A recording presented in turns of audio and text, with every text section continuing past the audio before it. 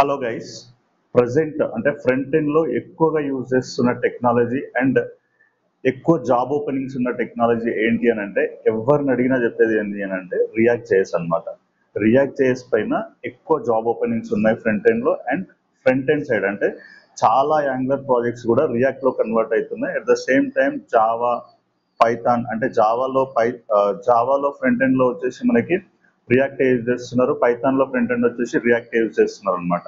So ఎక్కువ job openings front end లో ఏ technology పైన ఉన్నాయి అని అంటే మనం రియాక్ట్ అనే చెప్తాము. సో ఈ రియాక్ట్ నేర్చుకోవాలి అని అంటే మనకి ఏ టెక్నాలజీస్ తెలిసి ఉండాలి. సో ఏం నేర్చుకుంటే మనం రియాక్ట్ జేఎస్ మనం ఈజీగా జాబ్ కొట్టొచ్చు రియాక్ట్ జేఎస్ లో అని చెప్పేసి అని అంటే, సో మనం ఫస్ట్ రియాక్ట్ నేర్చుకోవడానికి కొన్ని బేసిక్స్ తెలిసి ఉండాలన్నమాట. ఆ బేసిక్స్ ఏంటి అని అంటే HTML, CSS and Java script.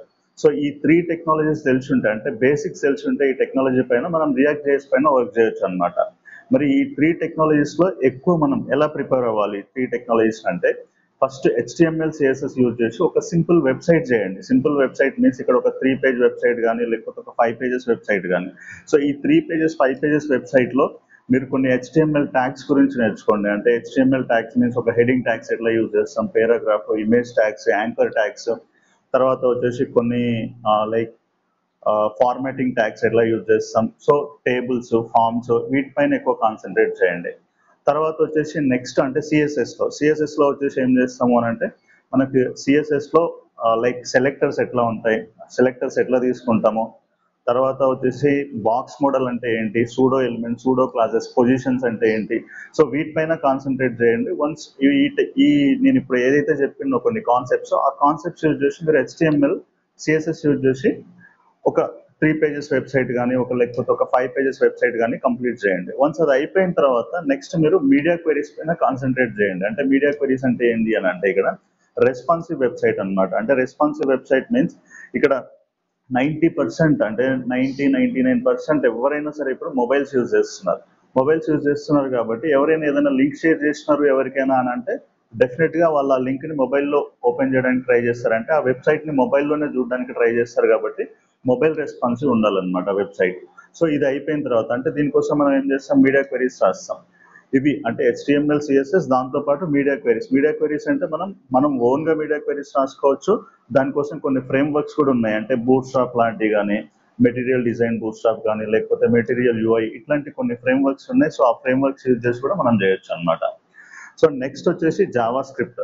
ఈ జావా స్క్రిప్ట్ లో బేసిక్స్ తో స్టార్ట్ చేయండి. అంటే జావా స్క్రిప్ట్ లో వేరియబుల్స్ అంటే ఏంటి, ఫంక్షన్స్ అంటే ఏంటి, తర్వాత ఆబ్జెక్ట్స్ అంటే ఏంటి, సో ఇలా స్టార్ట్ చేయండి. ఇది అయిపోయిన తర్వాత జావా స్క్రిప్ట్ లో మనం రియాక్ట్ లో వర్క్ చేయాలి అని అంటే డెఫినెట్ గా మనం తెలుసుకోవాల్సింది ఏంటంటే ES6 కాన్సెప్ట్స్ అనమాట. అంటే ES6 కాన్సెప్ట్స్ లో ఏముంటాయి, లైక్ వేరియబుల్స్ లో వచ్చేసి let and const, spread operator, rest operator, destructuring, తర్వాత వచ్చేసి ఇంకా find, filter, map, promises and async await. So ఈ కాన్సెప్ట్స్ ఎక్కువ నేర్చుకోవాలన్నమాట. అంటే ఈ కాన్సెప్ట్స్ పైననే మనం ఎక్కువ వర్క్ చేస్తాం. ఇంకోటి యారో ఫంక్షన్స్ ఇంపార్టెంట్ అనమాట, ఎక్కువ యారో ఫంక్షన్స్ కూడా యూజ్ చేస్తుంటాం మనం.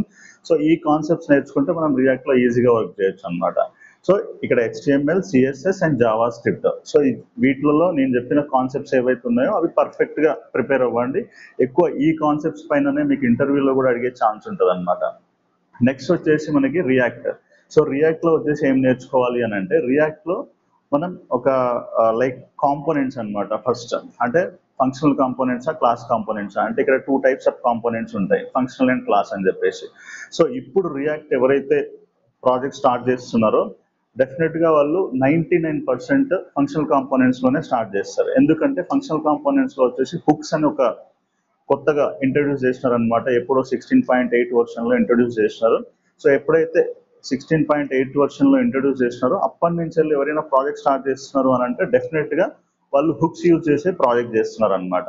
ఎందుకు హుక్స్ అని అంటే ఒక వెబ్సైట్ ని ఆప్టిమైజేషన్ చేయడం ఈజీ అనమాట. అంటే ఇక్కడ ఒక వెబ్ అప్లికేషన్ కి సంబంధించి దాని పర్ఫార్మెన్స్ ఇంక్రీజ్ చేయాలి అని అంటే ఈ హుక్స్ అనేవి చాలా యూజ్ అవుతాయి అనమాట. అంటే వీటిని యూజ్ చేసి మనం లైక్ వెబ్ అప్లికేషన్ పర్ఫార్మెన్స్ ని ఇంక్రీజ్ చేయొచ్చు అనమాట.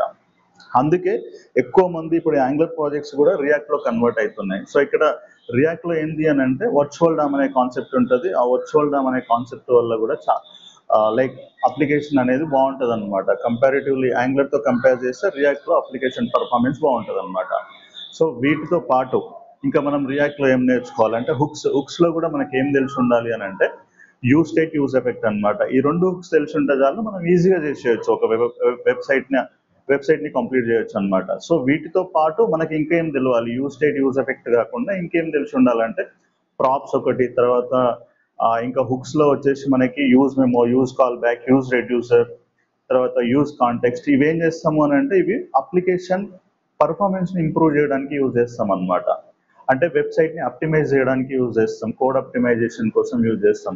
ఇంకా హైయర్ ఆర్డర్ కాంపోనెంట్స్ గురించి తెలుసుకోవాలి. ఇక్కడ హైయర్ ఆర్డర్ కాంపోనెంట్స్ ఎట్లా వర్క్ అవుతాయి, సో ఎట్లా యూజ్ చేస్తాం, లైక్ కోడ్ని ఎట్లా రీయూజ్ చేస్తాం, సో దీనిపైన కాన్సన్ట్రేట్ చేయాలి. నెక్స్ట్ అంటే ఇక్కడ కాంపోనెంట్స్ తర్వాత ప్రాప్స్ తర్వాత హుక్స్లో వచ్చేసి use state use effect compulsory. దాంతోపాటు ఇంకా కొన్ని hooks use memo, use call back, use reducer, use context, ఇవి ఇంపార్టెంట్. దాంతోపాటు హైయర్ ఆర్డర్ కాంపోనెంట్స్. సో దీంతో పాటు ఇంకా మనం ఏం నేర్చుకోవాలి అని అంటే రిడక్స్ అనమాట. సో ఈ రిడక్స్ అనేది ఇంపార్టెంట్, స్టేట్ మేనేజ్మెంట్ వైజ్గా రిడక్స్ అనేది ఇంపార్టెంట్ అనమాట. సో ఒక స్టేట్ని మెయింటైన్ చేసేటప్పుడు మనం రిడక్స్ స్టోర్ యూజ్ చేయడం వల్ల అప్లికేషన్ కూడా కొంచెం పర్ఫార్మెన్స్ అనేది ఇంప్రూవ్ ఉంటుంది. కాబట్టి రిడక్స్ అనే కాన్సెప్ట్ ఇంపార్టెంట్. మీరు ఇంటర్వ్యూలోకి వెళ్ళినా కానీ ఈ రిడక్స్ ఫ్లో ఎక్స్ప్లెయిన్ చేయమని చెప్పేసి అడుగుతుంటారు అనమాట. సో రిడక్స్లో ఇది. నెక్స్ట్ టెస్టింగ్ సైడ్ వచ్చేస్తే మనకి జస్ట్ కానీ ఎంజైమ్ కానీ ఏదో ఒకటి నేర్చుకోవాలి మనం ఇక్కడ. సో ఈ కాన్సెప్ట్స్ అన్ని మీరు ప్రాపర్గా ప్రిపేర్ అయ్యి ఏదైనా ఇంటర్వ్యూకి అటెండ్ అయినారు అని అంటే డెఫినెట్గా ఇంటర్వ్యూ క్రాక్ చేసే ఛాన్స్ ఉంటుంది. నెక్స్ట్ ఇక్కడ ఇంటర్వ్యూస్లో కూడా దేనిపైన ఎక్కువ క్వశ్చన్స్ అడుగుతారు అని అంటే మనకి 70% జావా స్క్రిప్ట్ పైన ఇంటర్వ్యూ క్వశ్చన్స్ ఉంటాయి. అంటే మిమ్మల్ని 70% జావా స్క్రిప్ట్లోనే ఇంటర్వ్యూ చేస్తారనమాట. నెక్స్ట్ 30% వచ్చేసి మీకు రియాక్ట్లో కానీ లేకపోతే HTML, CSS, బూట్స్ట్రాప్ పైన క్వశ్చన్స్ ఉండే ఛాన్స్ ఉంటుంది అనమాట. సో ఇలా టాపిక్ వైజ్గా HTMLతో స్టార్ట్ చేయండి.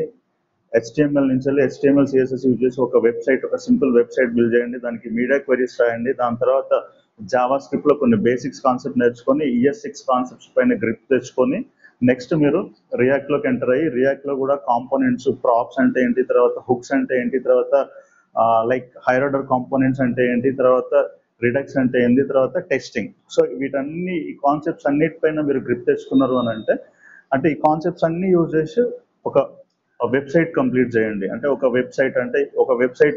వెబ్సైట్ చేయడానికి ట్రై చేయండి. సో ఒక వెబ్సైట్ చేసినారు అని అంటే ఈ కాన్సెప్ట్స్ పైన మీకు గ్రిప్ వస్తుంది, మీరు జాబ్ కూడా ఈజీగా కొట్టే ఛాన్స్ ఉంటుంది అనమాట. రైట్. సో లైక్ అందరికి ఇది హెల్ప్ అవుతుంది అని చెప్పేసి నేను అనుకుంటున్నా ఇప్పుడు నేను చెప్పిన ఈ కాన్సెప్ట్స్ అన్ని. సో మీకు ఏమన్నా డౌట్స్ ఉన్నా సరే, ఇంకా ఎలా ప్రిపేర్ అవ్వాలని చెప్పేసి ఏదన్నా ఉన్నా సరే కామెంట్ చేయండి, డెఫినెట్గా ఆన్సర్ చేస్తాను. Thank you guys.